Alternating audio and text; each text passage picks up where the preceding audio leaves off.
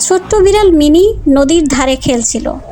হঠাৎ মিনি পা পিছলে নদীর পানিতে পড়ে যায় এবং চিৎকার করতে থাকে। মিনির চিৎকার শুনে তার বন্ধু টমি ছুটে যায় এবং মিনিকে উদ্ধার করে আনে। মিনি ভয় পেয়েছে দেখে তাকে আদর করে দিল। এরপর তাকে গোসল করিয়ে গা মুছিয়ে দিল এবং তাকে আপেল খেতে দিয়ে টমি মাংস দিয়ে কাবাব রান্না করে খাওয়ায়। তাদের বন্ধুত্ব ভালোই চলছিল।